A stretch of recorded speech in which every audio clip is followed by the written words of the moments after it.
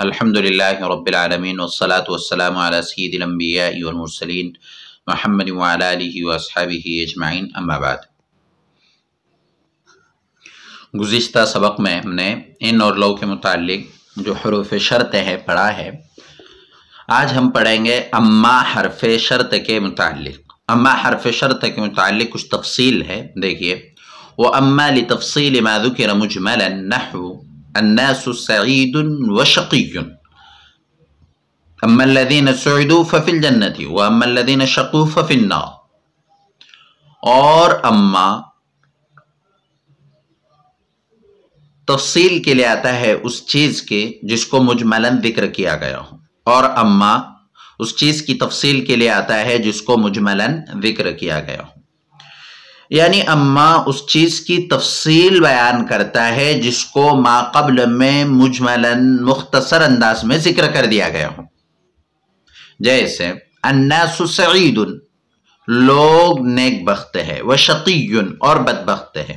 یہ ایک اجمال ہے، بس اتنا کہا گیا کہ لوگ نیک بخت ہے اور بدبخت ہے۔ اب اس کی تفصیل بیان کرنا ہے کہ جو نیک بخت ہے وہ ان کا انجام کیا ہے، جو بدبخت ہے ان کا انجام کیا ہے، یعنی اسی مجمل کی تفصیل بیان کرنا ہو تو اس کے لیے اما لاتے ہیں۔ جیسے الناس سعید وشقی، یہ مجمل ہے، اس مجمل کلام کی تفصیل اما کے ذریعے بیان کی جا رہی ہے۔ اما الذین سعدوا، بہرحال جو لوگ نیک بخت ہے، ففی الجنت، تو وہ جنت میں ہیں، واما الذین شقوا، اور جو بدبخت ہے، ففی النار، تو وہ جہنم میں ہیں۔ تو اما مجمل کلام کی تفصیل کے لیے آتا ہے۔ مجمل کا مطلب مختصر کلام کی تفصیل بیان کرتا ہے۔ وَيَجِبُ فِي جَوَابِهَا الْفَاءُ وَأَنْ يَكُونَ الْأَوَّلُ سَبَبًا لِلثَّانِي وَأَنْ يُحْذَفَ فِعْلُهَا مَعَ أَنَّ الشَّرْطَ لَا بُدَّ لَهُ مِنْ فِعْلٍ، اور اس کے جواب میں فا واجب ہے۔ اما کے جواب میں فا واجب ہے۔ پہلا ضابطہ اور قاعدہ بیان کر رہے ہیں کہ جو اما ہوتا ہے مجمل کلام کی تفصیل کے لیے آتا ہے، اس کے جواب میں فا کا لانا ضروری ہے۔ جیسے اما الذین سعدوا ففی الجنت، یہاں دیکھیے آپ اما کے جواب میں ففی الجنت میں فا آ رہا ہے جزا میں۔ واما الذین شقوا ففی النار، ففی النار، یہاں بھی دیکھیے کہ فا اما کے جواب میں لایا جا رہا ہے، تو وَيَجِبُ فِي جَوَابِهَا الْفَاءُ، اس کے جواب میں فا واجب ہے۔ وَيَكُونَ الْأَوَّلُ سَبَبًا لِلثَّانِي، اور یہ کہ پہلا دوسرے کے لیے سبب ہو۔ اب اما الذین سعدوا میں آپ دیکھیے، یہ الذین سعدوا یہ سبب ہے جنت میں جانے کا، اور الذین شقوا یہ سبب ہے ففی النار جہنم میں جانے کا۔ پہلا جملہ دوسرے جملے کے لیے سبب ہو، ان یکون الاول سببا للثانی، کہ پہلا دوسرے کے لیے سبب، وَيُحْذَفَ فِعْلُهَا، اور اس کے فعل کو حذف کر دیا جائے، باوجود یہ کہ شرط کے لیے فعل کا ہونا ضروری ہے۔ اب دیکھیے شرط کے لیے فعل کا ہونا ضروری ہے، تو تیسری چیز یہ بیان کر رہے ہیں کہ شرط کے لیے فعل کا ہونا ضروری ہے، لیکن اما کے بعد جو فعل ہوتا ہے اس کو حذف کر دیا جاتا ہے، اور اس فعل کو حذف کرنے کا مقصد کیا ہے؟ وَذَلِكَ لِيَكُونَ تَنْبِيهًا عَلَىٰ أَنَّ الْمَقْصُودَ بِهَا حُكْمُ الْإِسْمِ الْوَاقِعِ بَعْدَهَا، اور یہ اس لیے ہے تاکہ تنبیہ ہو جائے اس بات پر کہ اس سے مقصود اس اسم کا حکم بیان کرنا ہے جو اس کے بعد واقع ہو۔ اور یہ وَذَلِكَ یہ یعنی فعل کا حذف کرنا کیوں ہے؟ وَذَلِكَ، اور یہ فعل کا حذف کرنا اس لیے ہے تاکہ تنبیہ ہو جائے کہ اس سے مقصود اس اسم کا حکم بیان کرنا ہے جو اما کے بعد ہے۔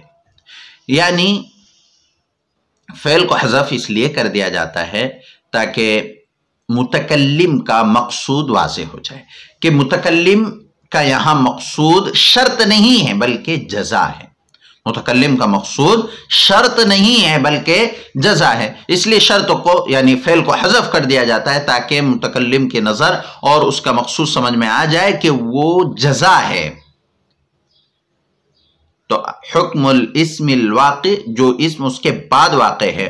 اب جیسے مثال کی طور پر نحو جیسے اما زید فمنطلق، اما زید فمنطلق، بہرحال زید تو وہ چلنے والا ہے۔ اب یہاں آپ دیکھیے اما ہے، اما کے بعد فعل نہیں ہے، حالانکہ یہ شرط ہے اور شرط کے لیے فعل کا ہونا ضروری ہے جیسے گزشتہ سبق میں ہم نے پڑھا تھا، لیکن یہاں سے فعل کو حذف کر دیا گیا۔ اصل اس کی عبارت ہے مہما یکم من شیء فزید منطلق، مہما یکم من شیء فزید منطلق، کوئی بھی چیز ہوگی تو زید چلنے والا ہے۔ اب آپ یہاں دیکھیے کہ یکن فعل کو حذف کر دیا گیا اور اس کا جو متعلق ہے من شیء اس کو بھی حذف کر دیا گیا، اور مہما کی جگہ اما کو رکھ دیا گیا، تو اب ہو گیا اما فزید منطلق، اما فزید منطلق۔ تو اب چونکہ زیدن پر فا آ رہا ہے تو اس فا کو منطلقن پر منتقل کر دیا گیا، منطلقن پر، تو اب عبارت ہو گئی اما زیدن فمنطلق۔ دوبارہ اس کو سمجھ لیجئے کہ تین چیزیں ضروری ہیں اما کے اس میں سمجھنے کے لیے۔ نمبر ایک، اس کے جواب میں فا واقع ہو، نمبر دو، پہلا دوسرے کے لیے سبب ہو، اور نمبر تین، اس کے فعل کو یعنی اما کے بعد جو فعل آ رہا ہے اس کو حذف کر دیا گیا ہو۔ حذف کرنے کا مقصد یہ ہے کہ متکلم کا مقصد یہاں شرط نہیں ہے، اس لیے شرطوں کا حذف کر دیا گیا بلکہ جزا ہے۔ اور فعل کو حذف کرنے کی مثال جیسے اما زید فمنطلق، اس کی اصل کیا تھی؟ تقدیرہ، اس کی اصل تھی مہما یکم من شیء فزید منطلق، تو مہما کی جگہ اما رکھ دیا گیا اور یکم من شیء کو حذف کر دیا گیا، تو اب ہو گیا اما فزید منطلق۔